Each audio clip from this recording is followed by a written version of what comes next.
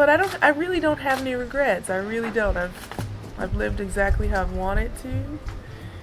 I've tried my hardest every single time. I didn't win the matches that maybe I should have always won, but I really gave it my all. So that for me is enough.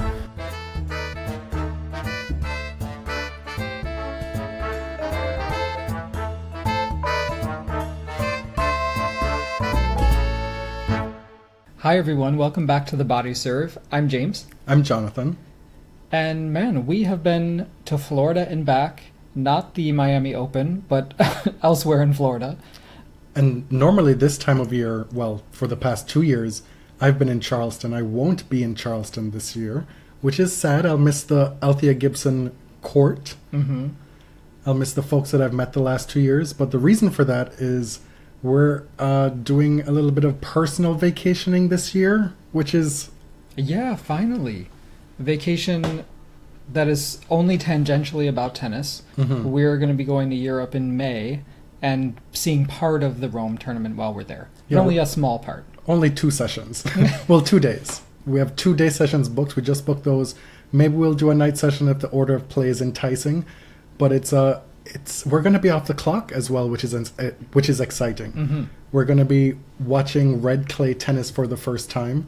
Perhaps Rafa, Venus, and Serena on clay in Rome. It's kind of mind-blowing. I can't wrap my head around it. Yeah, I don't know if I even want to put that down on the record because it's like too much to ask for.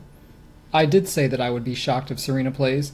Moratoglu Academy did tweet that she'll be there. But I mean, who believes him anyway? For those who are interested, we're going to be doing Spain and Italy for 2 weeks. Mm-hmm. And we're going to finish the trip with 2 days in Rome. So that's that. That's something for us to look forward to. Mm-hmm. Meanwhile, on the tennis circuit, we have just concluded the Sunshine Double, and we've only had one double titleist, and it comes in the form of the doubles pairing of Elise Mertens and Aryna Sabalenka. So we have been knowing that Elise Mertens is a doubles killer. She had a bunch of titles with Demi Shores last year. I think Demi had 7. I think that sounds right. Right? And she's teamed up with Aryna Sabalenka, who is kind of in the midst of a small sophomore slump in singles, but has achieved great success in doubles recently. Beating a whole bunch of top teams in doubles, the two of them together. Siniakova and Krejcikova. Vika and Ash Barty made the semis in Miami, and they took them out as well. Not such bad news for Ash, because she then went on to win the singles title and crack the top 10 for the first time. And let me tell you, this is exciting news for us. I know a lot of folks out there are kind of meh on Ash, think that she's kind of blah and her game is kind of blah, but we find her very exciting. And having sat down with her in Cincinnati a couple of years ago, we stan her professionalism. No doubt she has a very low-key personality. I don't like when people call her dull. I think she's just very chill, very team-oriented. Like, she's not someone who takes up a lot of space. But her game and just the way she carries herself, I think, is a cool addition to the WTA Tour. She's that perfect blend of power and finesse on both tours. Can you name a player who blends the two better than Ash Barty? Is that a rhetorical question? For me, it is.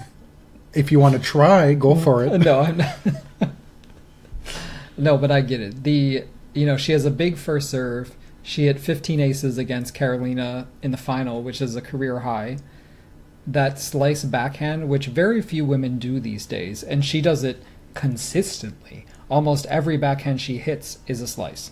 Helps her get to net. On her way to the title, she beats Yastremska, Stosur, number 7 Bertens, who's now up to a career high number 6, Kvitova, Kontaveit, and Karolina Pliskova in the final.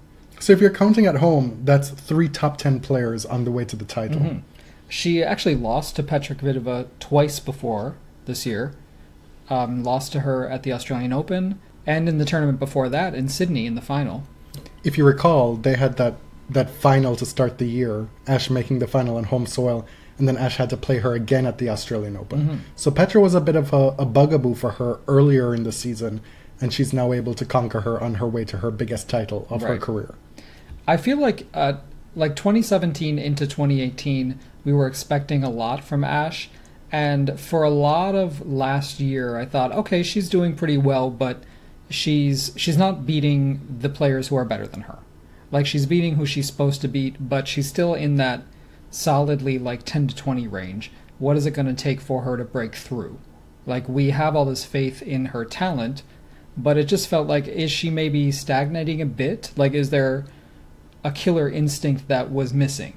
And I think 2019 has really flipped the script, starting with her Zhuhai win at the end of last year, then getting to the final in an Australian tournament in Sydney, beating Sharapova in a big showcase match at the Australian Open.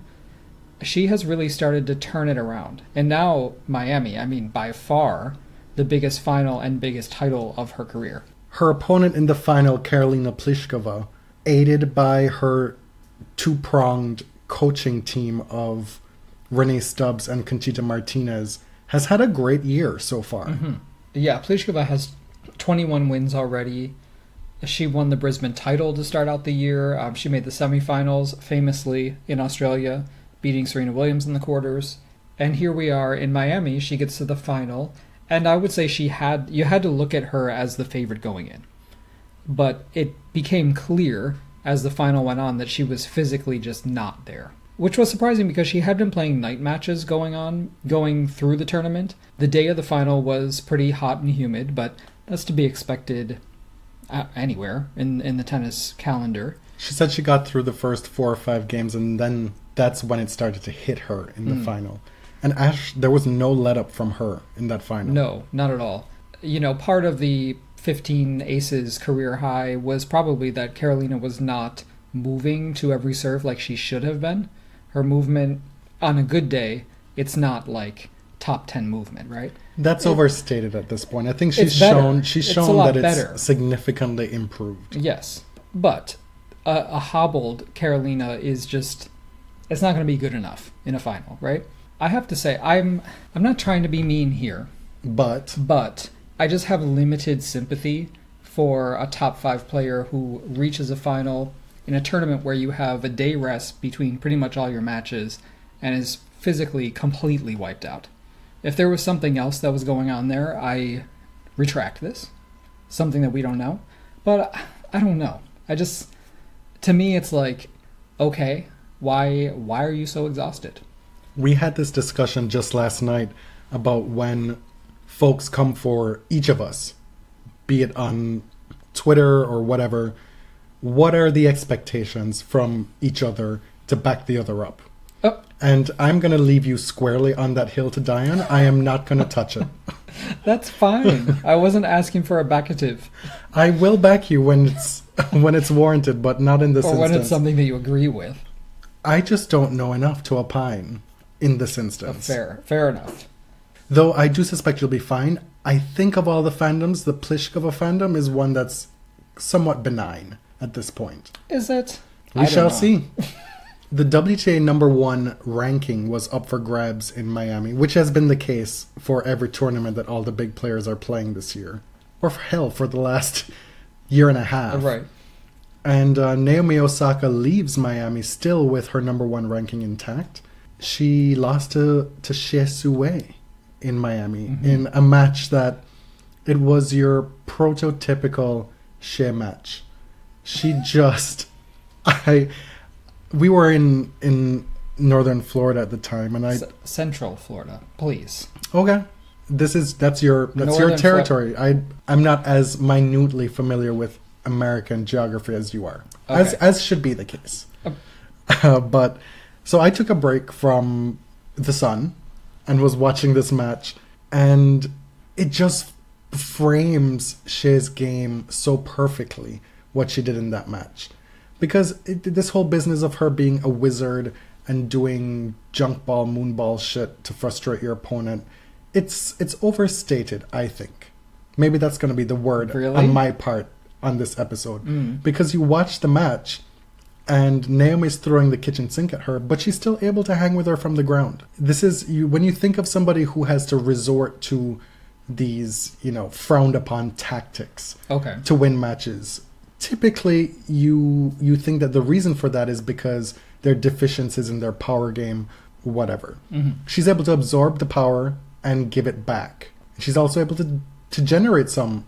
So it's not like you can deploy one specific tactic against her. And I think that's what's most maddening about playing Xie, because you get into these extended 20 plus shot rallies where you're just bashing the ball, hitting crazy angles, and you're going toe to toe, and then she's able to do that Right. as well. And so it's a testament to just how many tools she has in her tool bag when you watch her play somebody like Naomi Osaka and be able to outplay her. A power player is like rhythm. Yes. Right? It helps that, like, Venus would love to play against a power player any day of the week, I'm sure. Even if it's Petra Kvitova, for example. Especially Petra Kvitova, you'd lately, argue, because yeah. you know what you're getting, and B, the levels, the sight lines of the ball are pretty much the same. Right. You know what's coming. So if you're a power player like Naomi playing Xie, you have no idea what the hell is going to come across the net at any given moment. And that has to be, well, frustrating, but even sort of mentally exhausting as the match goes on. You know, you always have to be on your toes. There's no such thing as like one mindless rally in that match. It just doesn't happen. That's something that you've been attuned to lately. I've heard you say that to me privately a couple times. Yeah. Well, I'm always more interested in what's going on, like, mentally and emotionally versus the physically on court, because these players are in incredible shape. So it takes a little bit more to wear down these top players than just the physical side of things. And Naomi clearly hates playing her. And she's not subtle about it. Like, she looks completely miserable the whole time. And that might be part of it. Why she has that sort of, mental one-up on her. She wouldn't be the first, Right? nor will she be the last. I'm just glad we're at a place where Peter Bodo, notwithstanding.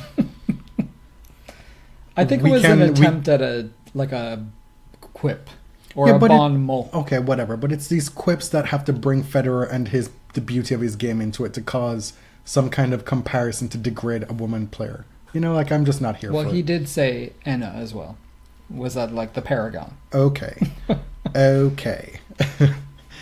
But my point is, I'm glad we're at a point now where Xie is able to back up her results, have consistently good results, beat top players consistently, and make an unmistakable claim for her game to the point where the haters have to recede. Right. Osaka, despite losing, is still number one, as you said.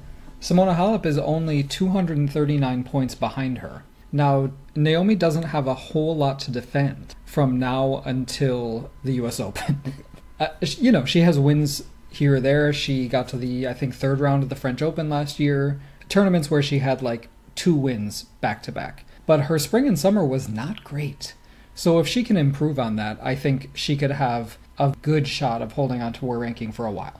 We know that Simona Halep is defending a runner-up spot at Roland Garros, so that'll be something to look for. I mean, there's no reason to think she can't do it again. We've got roughly 1,700 points separating numbers 1 to number 9 in the WTA rankings. That is crazy. But look at 1 through, 6. Yeah. They're all within 1,000 points. Within Less than 940 points between numbers 1 and 6. Karolina Pliskova could make a run for number 1. She is defending the Stuttgart title, the semifinals in Madrid, so she has more points to defend than Naomi, but the way she's playing, she definitely has a shot at it. She's only like exactly 441 points behind. The real challenge here for Simona, if we're to look at her as the player who's held number 1 most out of those players in the last 2 years. And part of her struggle this year has been injury, right? You get the impression that Simona could have added more points to her tally had she been fully healthy. Yeah, the problem for her, back injury. Yeah, the problem for her is that she's heading into the French Open where she's defending. So she's going to have those 2,000 points lopped off. So number 1 becomes a spectacular opportunity for somebody at the French Open. Wait, did I say, oh my god, I said she had a runner-up points to defend. She has winning points to defend. Oh, I guess I just wasn't Oh my even paying much God, attention to wow, you. I just gave Sloane that title. So wow, sorry, I meant she won the French Open. I was thinking 2017. Okay. So, if one of these top 6 players makes the final or wins the tournament, which would mean Simona doesn't, then that's the huge tectonic shift in points that could separate somebody going forward. I mean, if Naomi Osaka were to win the French Open, we know clay has not been her bag thus far in her career. Mm-hmm. But if, say, for example, that were to happen, then this could be a moot point for a while. Right.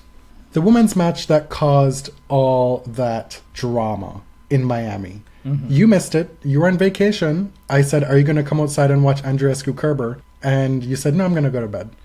Mm-hmm. At that point, with the second set was finishing up, I took my ass into the living room and watched the rest of that match.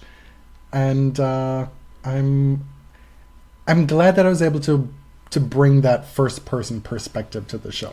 Because we'd have been, not able to speak to this as well if one of us didn't witness it in real time.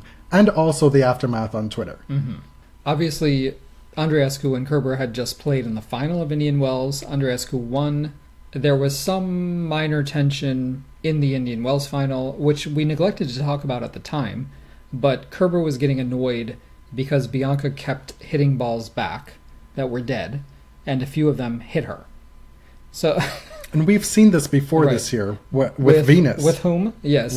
With the Elder Williams in Auckland. Venus gave her a look to kill, and Bianca looked mortified.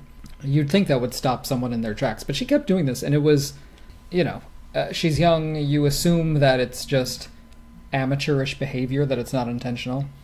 Kerber was not looking fondly on that. Or it's just a tick that you pick up, a tennis tick that you pick up Right. in your junior days. But it was like, the point was over. Why are you hitting the ball back? Toward your opponent. Yeah, the Like, ball kid is there to exactly. pick it up. Just leave it. Which makes me think that it's a junior tennis thing. Because if Kerber is serving and the point is ended on Bianca's side, then she needs to get the ball back over the other side because there's no kid to go, relay that stuff around. Uh-huh. And I mean, it's an involuntary reaction. At this point, though, it has to stop. Well, of course. Because, girl, you're in the big time now. Well, Kerber made it clear in the Indian Wells final that she was annoyed by it.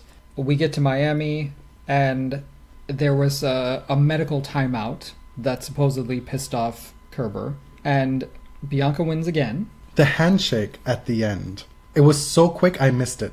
I had my head down in my phone and I looked up and Bianca was waving, blah, blah, blah, blah, blah. And then my Twitter blew up and it was like, oh my stars. Mm-hmm. Barry Manilow. And allegedly, well, I mean, it's what happened at this point. I don't think we have to say it's not allegedly. alleged. Now people have rewound the tape and Yeah. you can hear it. What did Miss Kerber say? She said, "You are the biggest drama queen ever." And my initial reaction to that, having not thought through the whole dynamic of the situation, was, well, we know that that's patently false because we know who the biggest drama queens are. Alize Cornet, Putintseva, the list goes on, right? Bianca Andreescu is not the biggest drama queen. However, I can see how for an established player with this youngin coming up and whooping everybody's ass, that they may take issue with some of the on-court stuff. I'm not going to call it dramatics or dramaticking, as Mariah would say. I'm going to say, like, her tics, the stuff that she does. And also, there are a lot of times where she talks out loud. She lets you know what's going on in her coaching timeouts that are very unfiltered. And it's kind of like a lot of teen angst and woe is me. And it's very unfiltered. There's no composure to that specifically. And so that projected onto somebody who is more established in the game and has to deal with the press obligations on a week-to-week basis and maintain that facade of the upper echelons of the game. They don't have that luxury anymore. But Bianca, because of her youth and because of the fact that she's still new to rising up the rankings, she's able to get away with that in a sense, and it's part of the story of her rise. Like, wow, look at this young player who is just figuring things out in real time, and we get to witness that, and that's part of the fun of watching her. Mm-hmm. And Whereas- for Kerber, it's not fun. No, and it would not be fun if Kerber were doing that for a viewer, because it's like, girl, you're almost 30, you're a 3-time Grand Slam champion, like, get it together. Right. Kerber is obviously more buttoned up, but she is salty. Like, she can be salty. She was not always known as the nicest opponent, right? Like, not a bad girl, but also just not the paragon. Yeah.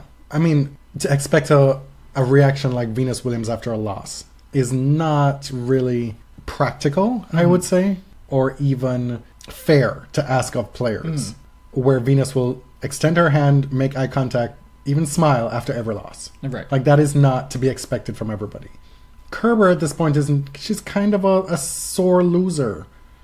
I mean, she can be sour. Yeah, I mean, And that's to me, that's not really a criticism because I don't really care that much.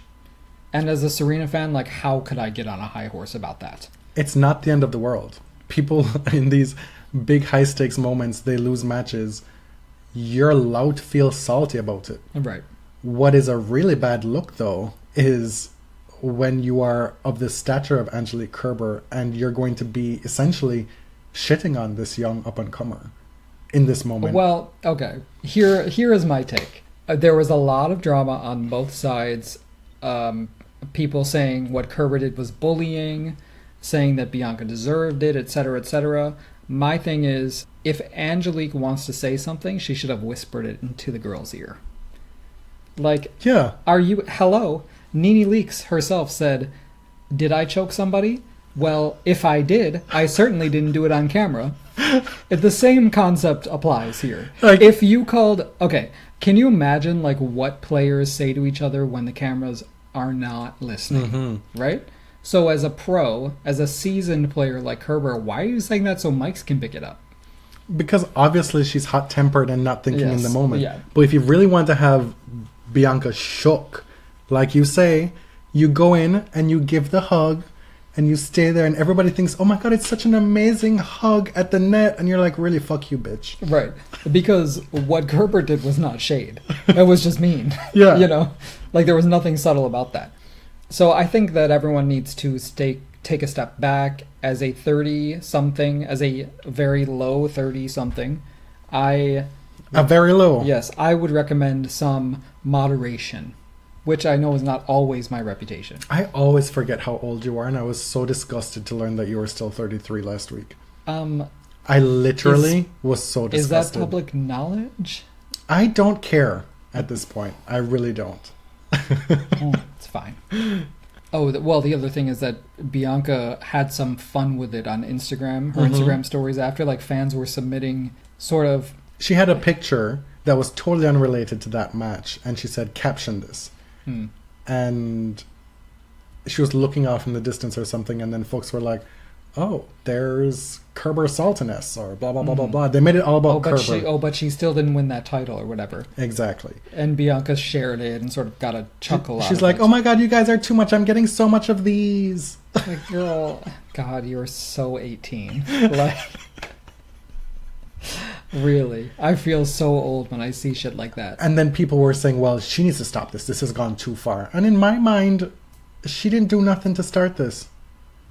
Well, Right? That's the bottom line. Right. Like a whole grown ass woman with 3 Grand Slam titles started this petty ass shit, and we're here to try and like tell Andreescu that she needs to quit with the Right. social media. Her forte. This is her milieu. Social media. Like, what do you expect is gonna happen when you give an 18-year-old with these social media tools that kind of ammunition to try and push back against that kind of saltiness? That's all I'm saying. I don't know. I'm so, like... I'm just not bothered by it. If you're not about the drama in tennis, then don't pay attention to it. Don't talk about it. On the men's side, Mr. John Isner threatened to win the Miami Open for the second time in a row, which would have been a lot for me to fathom, process, and stomach. Fresh off his tour of the Sean Hannity set, straight down to Miami. He was physically compromised in that final. Mm-hmm. Roger whooped him, and there are reports that he has a stress fracture. Well, that's what he said. It felt like when he had a stress fracture a few years ago. I don't think we know what it is yet. We may by the time we publish this episode. Yeah, and if that were the case, he may be out of tennis for a while. And if he Yeah. were, he could do some freelance reporting for Fox News. Fox and Friends, maybe. Yeah, Hmm. He's got an in now. he'll be able to secure that bag outside of tennis. His sometime coach, I don't know if you've heard of him, Justin Gimelstob, he was at the match. Who? Exactly. The crazy thing about Isner, and with him making a deep run in Miami this year, again, it's brought him to tennis Twitter prominence. And we saw some folks wanting to go down that route of, well, let's separate the person from the politics. Let's do this or that. John's a nice guy. He's not. He's very so nice. nice. Mhm. What does nice mean? Like, in my 30s, if somebody would say, oh, you should meet that person, they're a nice person. Like, yes, girl, let's meet up. I need a nice person. Like, tell me what you mean by nice. That's what I want to know. How is this person a good fit for me? Nice doesn't mean shit. But also, Right, but like political beliefs are all well and good, and they're harmless if they have no effect on you. yeah, I mean, that's a You know. separate issue. What I'm talking about here is you want to try and whitewash or sanitize John Isner so that we can have a feel-good moment. You do you, but let's be clear here. There is a lot to sanitize about John Isner. You'd need like a truckload of bleach to even scrape that filthy surface. Because it's not just him and being on Fox and Friends and his appalling political views. It's the fact that he still has Justin Gimelstob as his coach in his box, right? There is just a potpourri of fuckery surrounding this dude that stinks. And But there, he gives a really good runner-up speech, so good on him. I'm just not here for the, well, maybe we should, maybe we shouldn't, with this dude, because there are so many things to should or shouldn't. Like, it's not just one thing. Like, and also, if folks are not about him, let them be not about him. Right. It's not like we're not all part of this mindless mob. Like, a lot of us have thought pretty hard about this stuff and also live it every day. So it's not like the Twitter echo chamber. Like, we've come to these conclusions on our own. Some folks don't like his game. Some folks don't like him. Some folks don't care if he's nice to some players on Some tour. folks don't like concentration camps for babies. I mean, it's a political belief. Some folks expect more from the men in their lives with respect to being friends or employers of folks who have multiple issues of misogyny and physical assault against folks. And some people don't like his shirt. I sure do not like his shirt. And the combination with his shorts, it was an abomination. Roger Federer won the Miami Open. 101 titles. Okay, And when he won, they brought out 101 Dalmatians. I have to say, I have privately been saying that I think Roger is going to retire at the end of this year. I I think you're wrong. take that back 100%. I think you're totally wrong. No, I felt very strongly that he would retire before the Olympics next year. And did I not tell you were wrong privately yeah. as well? But I don't think that anymore because he's just won 2 titles. He's decided to play clay this year. I mean, it could be his last clay season. It's likely his final clay season. But if he continues to win and beat top players, I think he's pretty content doing this. I think he really likes his job. He's traveling with 4 kids. His parents are coming to a lot of tournaments. His wife is there. They all seem to be having a good time. I believe him when he says it's really up to Mirka and like what she's really willing to still put up with. Because if you're in his position and his body is allowing him to do this, why would you not? Right. This is not somebody struggling, hoping for one last hurrah. This is somebody clearly at a close approximation of the peak of his powers.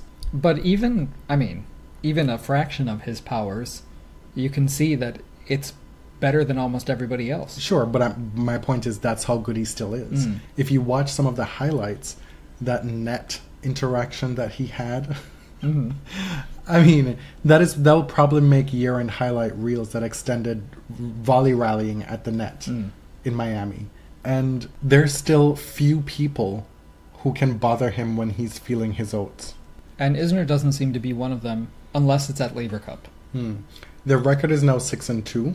I was surprised to learn that Isner had even won 2 matches against Federer. John, for his part, he remains a perennial, at this point, top 10 player. That is not nothing. Well, it's not something we would have perennial envisioned. top 15 player. Not something we would have envisioned for him in his career when he was younger. He seemed like the type of player who would be destined to kill himself on court in a second round US Open 5th set tiebreak debacle. But he's managed to carve out a multi-million-dollar top 10 elongated career. Did you sense how much that pained me to say? So, and I think we can move on. Yeah. Novak Djokovic lost to Roberto Bautista Agut again. Yeah. Lost him earlier this year in Doha. RBA plays a game that Djokovic doesn't like. Let me tell you, it's also a game that I've grown to really enjoy watching. And maybe I enjoy watching it against Djokovic because RBA clearly is one of the few players on tour who's able to bother Djokovic attempting to do what he does best, which is interesting. Which normally doesn't work. No, because yes, tennis is about matchups and tactics and what works against one player. Djokovic's strategy against Nadal might not work against Federer, etc., blah, blah, blah. But as a through line with Djokovic as far as what he does on court, it's I'm going to grind you down from the baseline. It's not going for kill shots right off the bat. It's like, well, I can be out here hitting 30-shot rallies and be fine, just fine. Yeah. And by the third set, you will have nothing left. It's very Agassi-like. And perhaps while they didn't have a whole lot of success together, that's something that was cemented within him from their partnership. I don't know. That's a distinct comparison between the two that I can make. Bautista Agut, on the other hand, he's physically fit enough and believes in his ground game enough to not be worried by that. And it's crazy to watch because we don't see it very often. Djokovic said he had been pretty distracted during the Sunshine Double. He wasn't happy with his play. He said after Indian Wells that he would learn from that sort of off-court distraction. Clearly it's something that had been plaguing him. His Masters results since winning the Master Blaster in Cincinnati have not been great. I mean, they haven't been horrible. You're still on that Master Blaster shit. Yeah, that is going to happen.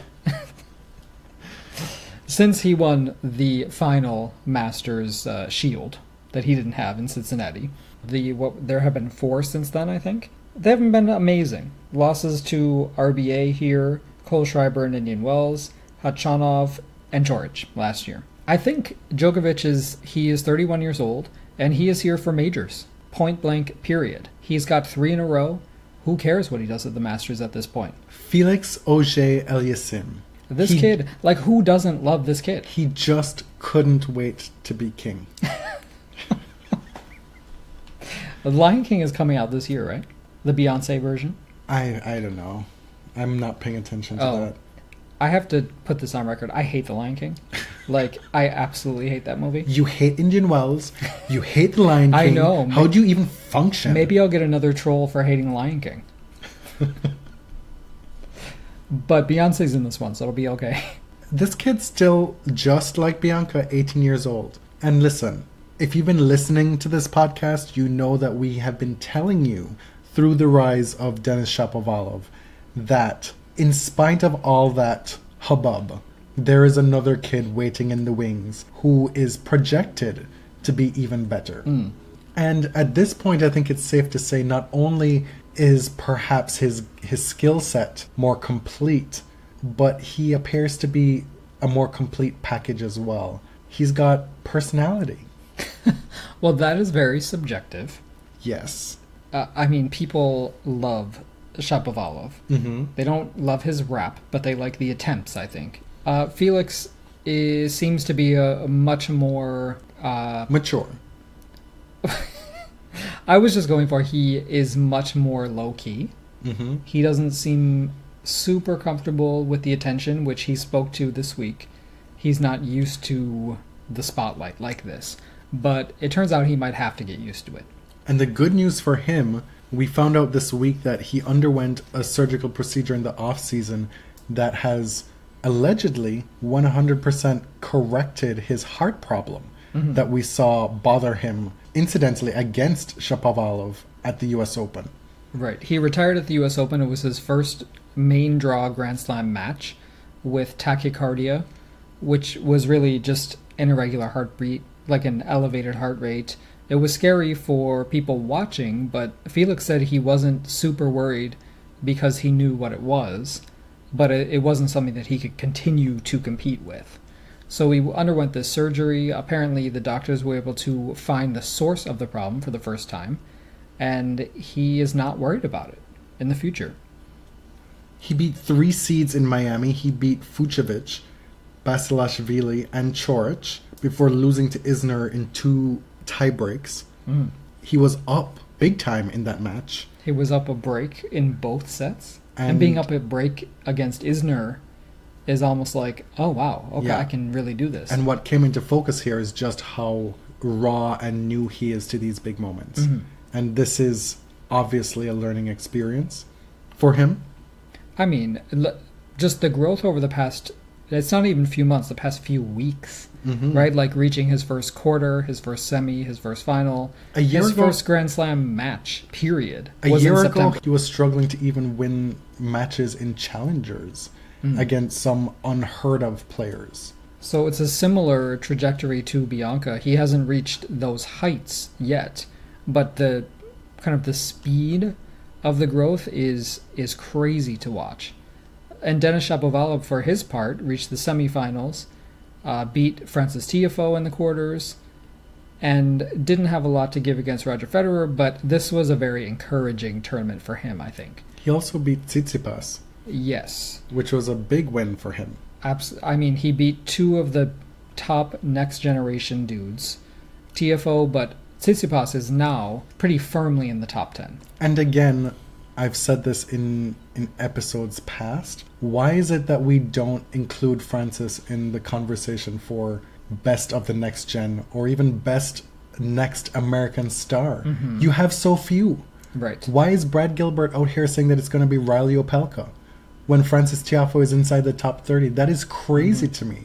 What is it about Francis outside of maybe you don't really care for the aesthetics of his game that would have you deny his talent and his achievement thus Right. far? That's crazy to me. Like, I don't If know you what had- more you need, because the story is there, right? Like, the working class immigrant story, this stuff writes itself. Like, for commentators, this is a pretty easy job to commentate a Francis Tiafoe match. The color is already written. He just made the quarterfinals in Australia.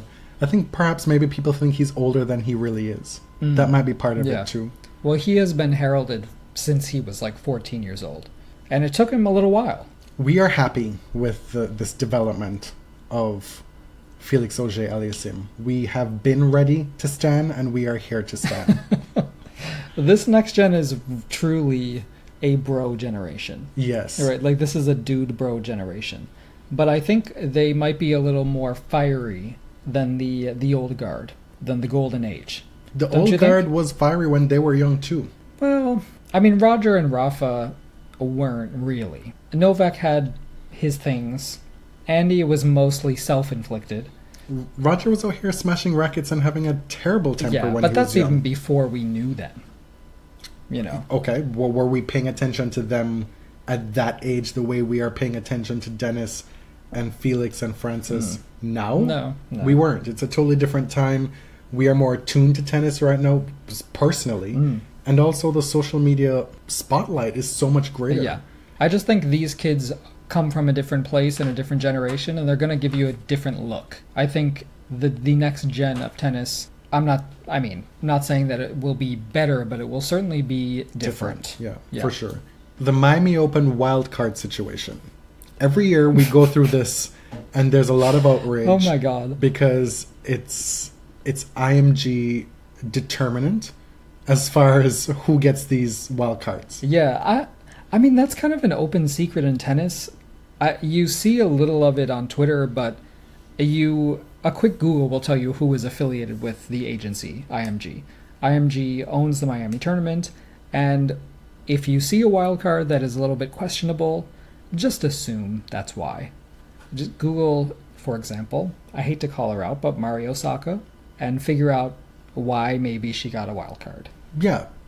Mari Osaka is Naomi's older sister, and ranked in the 200s at this point. I'm not hating on like people getting a chance to play at this level, but it's at the point too expected to get upset about it. Yeah, I mean, I know what it is at this point. I don't get upset about it. There are just a few where it just seems like so crazy. Like, why isn't Tsonga getting a wild card to Miami? Right. He ends up losing in qualifying. That's weird. He got a wild card to qualifying. Yeah, that's weird to me.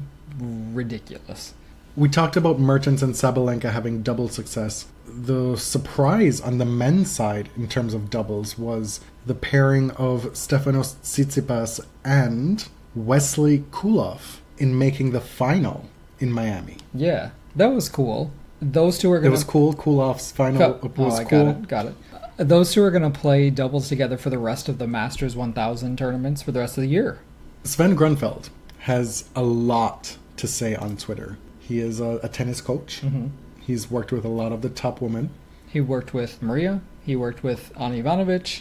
And he is one of the most unfiltered, opinionated voices on Twitter about tennis. Yes, I really enjoy it for the most part.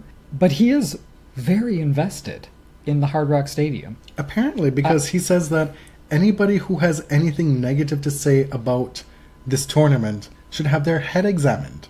Like, literally anything negative. Like, if you were upset about $7 cookies, you're an idiot. If you were mad about the purported $40 parking, you should go to the neurologist. Mm-hmm. The $40 parking apparently was set by the stadium. It's the same cost as the Miami Dolphins game, right? That is insane. See, I thought $22 in Toronto. We live in Toronto, yeah, where you could easily pay $30 for the day, just a normal Monday downtown, right? Mm-hmm. $40 in Miami? Come on. It's larceny. Mm-hmm. There was lots to find fault with about this tournament. There's lots to find fault with about any tournament. Right. And it's their first year at a new venue, so they get a little leeway there. And we're grateful that a tournament is staying in the U.S. for once. Absolutely. We weren't there, so I can't speak to the venue or the accommodations or anything. Players seem to enjoy it. Fans also seem to enjoy it. The view of the stadium on TV was not great. You know, aesthetically, it was like, this is weird. It was weird.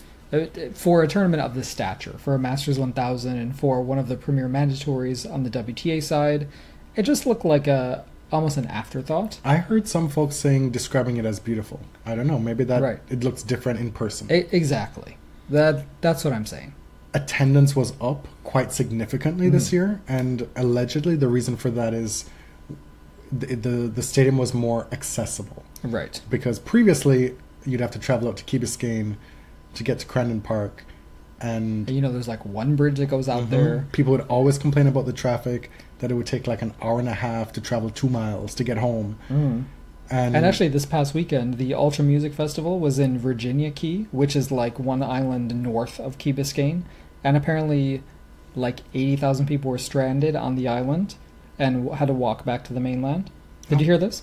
I did not know that. Yeah, there were supposed to be shuttles or whatever, and so there you have like 80,000 people on MDMA or whatever walking back to Miami. Molly Manilow. And I mean, I do want to say I did Google Map it because I was very curious. It's only 4 miles, people. I know you're like fucked out of your heads at these music festivals, but that is like reason number 10 million I would never go to a music festival. Nor would you ever go on a cruise. No, I'm not trying to get norovirus.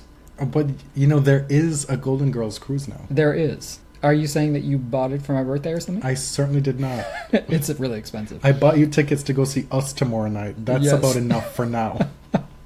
Perth was announced as the third host city of the ATP Cup that literally nobody asked for. The Hopman Cup is officially done in Australia, at least at that time of the year. Which sucks. It does suck. We've been... You know how we feel about this. We don't like it. We don't like the fact that the Hopman Cup is going away, even if it's temporarily to be picked up somewhere else. It added a distinct texture to the tennis calendar. It was something unique, and I don't see how the ATP Cup is better than that. Hopman Cup gave us some huge trending moments just this year, in its final year, it turns out, with some of the GOATs facing off, Serena and Federer playing together. The underhand serve business came up again in Miami, this time with Kyrgios using it to get an ace. And his opponent, Lajovic, he saw what was happening and he was like, fuck that. No. You get the ace. Lajovic could have gotten to it, and I think he was like, absolutely not. This is bullshit. The underhand serve. Let us have that reckoning. Judy Murray said the tactic was genius. Referring to Nick Kyrgios. I say everybody do it, and then let us all just work this out in real time. But try it in Paris, and it might be the last time you ever try it again. We saw what happened to poor Martina Hingis in the French Open final. I think the Paris crowd is the only crowd that will absolutely gore you if you use it. It could be a deterrent. I don't really care either way. It's not something that is going to work consistently, no matter what. Like, no matter how many players try it, it's not going to be a consistent tactic, I don't think. We'll finish this episode with a discussion on how tennis is covered, because this past week in Miami we saw multiple folks opining on the state of tennis coverage. And all I want to say with this, and you obviously say what you want to say, but I'm going to take lead here, is we're at a place with tennis coverage where in a digital social media age, the more varied voices we have covering tennis, the better. We are so far past the point where we can rely on traditional means of journalism in tennis to get the full stories out. It's a fact that traditional news sources are just not sending beat reporters, tennis reporters, or any reporters to cover tennis tournaments on a consistent basis. Those jobs don't exist.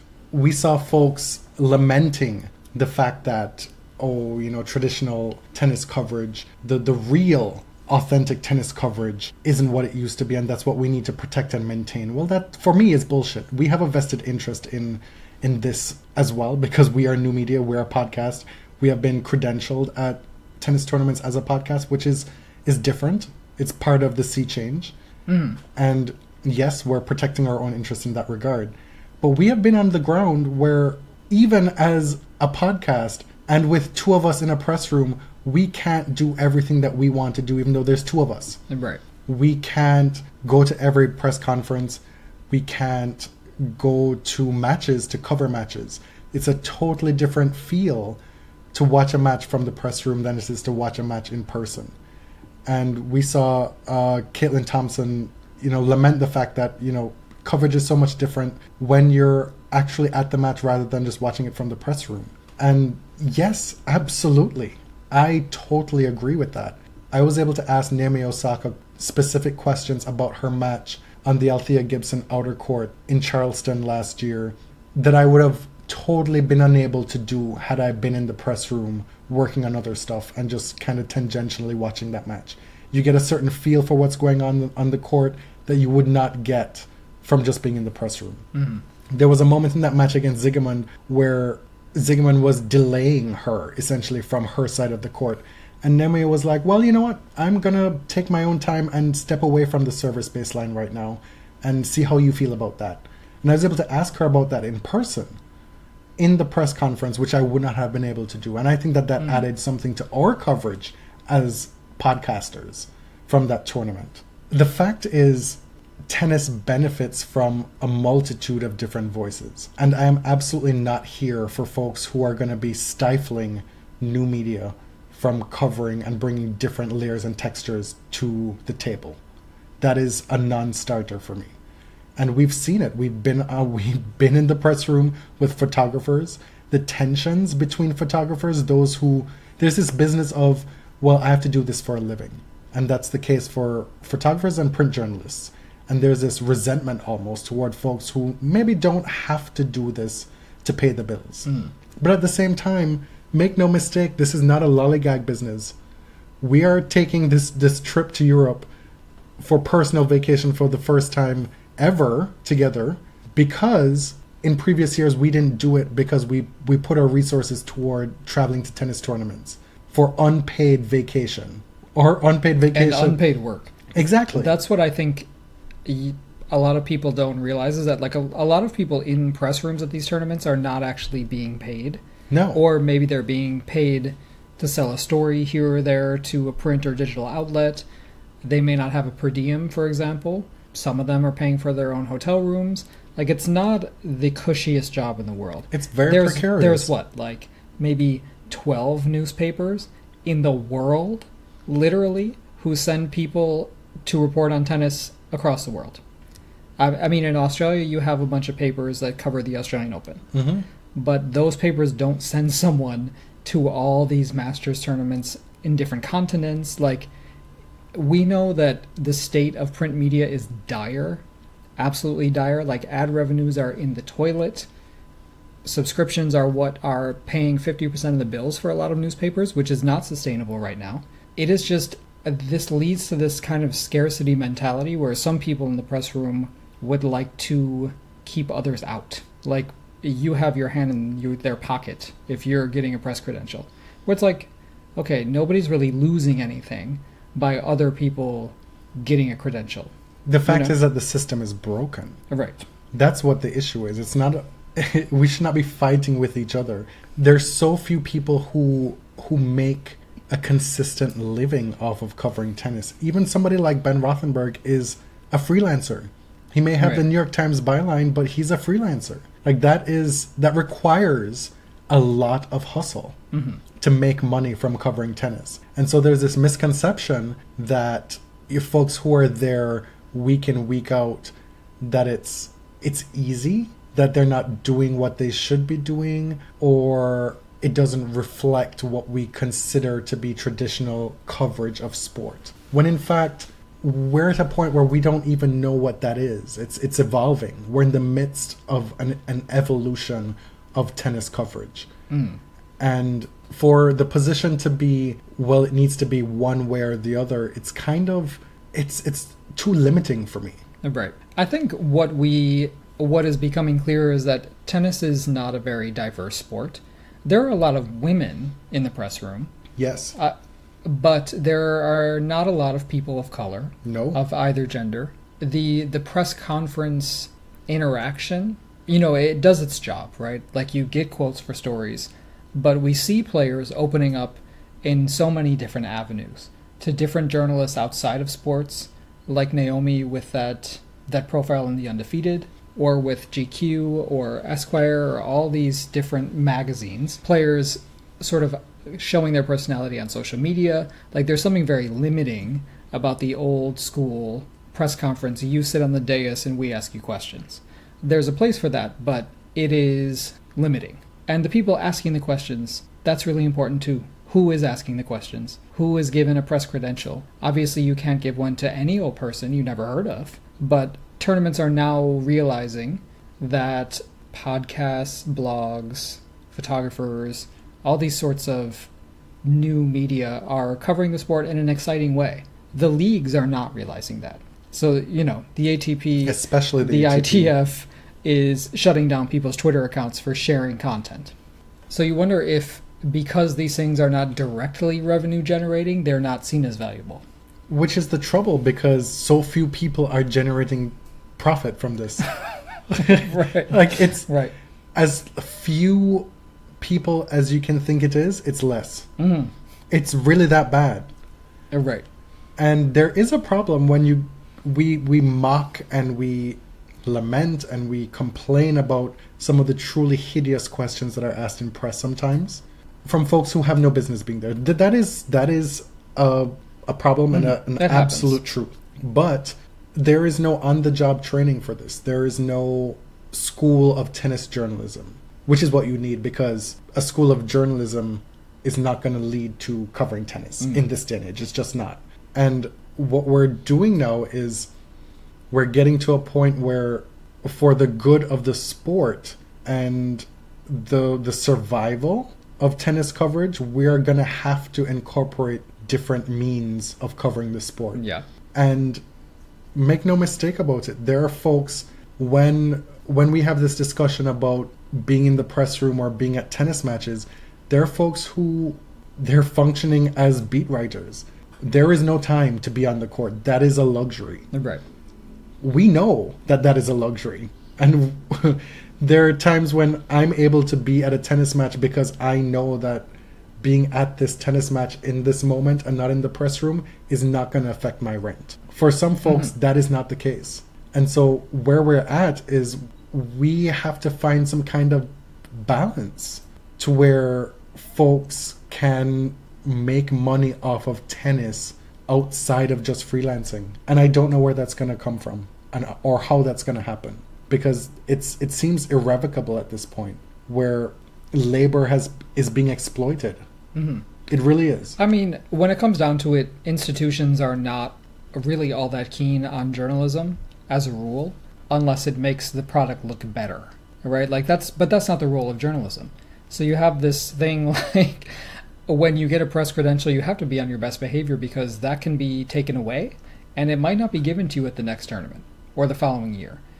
So I think that tournaments, sponsors, and the leagues, the WTA, ITF, and ATP, their role is not to help free expression flourish. It's just point blank not. It's to protect their own best interest and their image and their product. And to sell the product. Yes. First and foremost, to sell the product. The problem is that the traditional media have broken down in a lot of ways. So I don't know. I don't know what the solution is. There are no protections on our end. Right. In press, there are literally no protections anymore. Not only are you not unionized, you're not an employee, and you don't even work for a major outlet. And even if you do, you're freelance. Right. So to expect all these grandiose, old school things of people working in tennis media, it's a non-starter at this point. It's complicated. It is.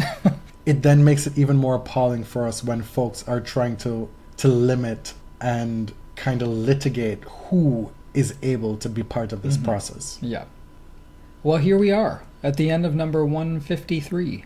Charleston has started. The clay season is upon us. What are you looking forward to over the next few months? I want to see Rafa and Clay in Rome. That's the most selfish thing that I want to see. Period. This is my one shot. And I'm looking forward to who the next young person is going to be.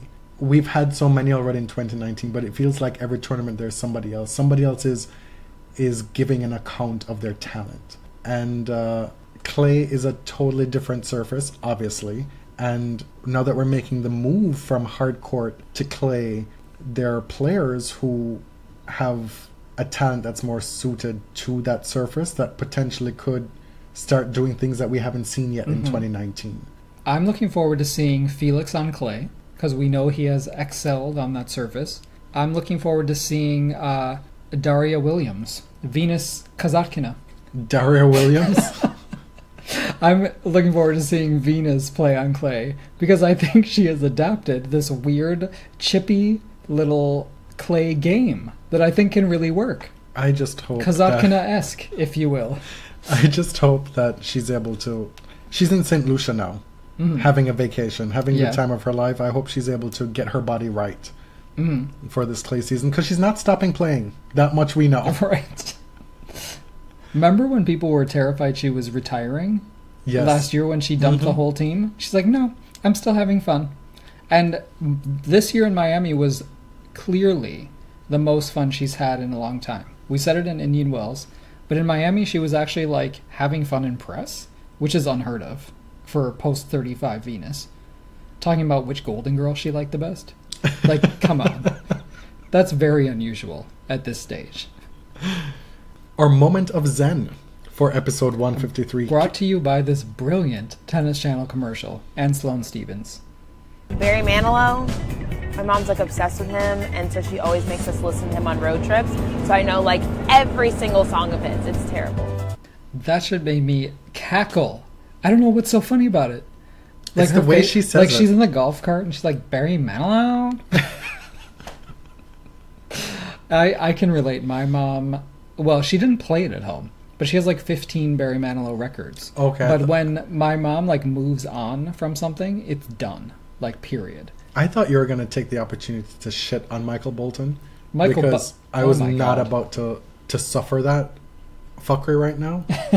No, she also liked Michael Bolton, but again, when it was done, and it was never heard from again. She moved on to Backstreet Boys and Ricky Martin.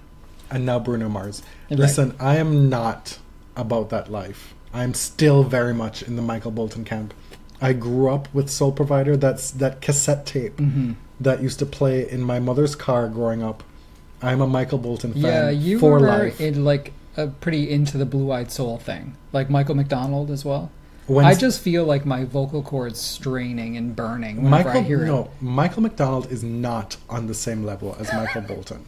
Michael McDonald is only in this conversation with the two of us because of his duet with Patti LaBelle. That's it. And Aretha. And Aretha, yes. But listen, Steel Bars, Ever-changing times.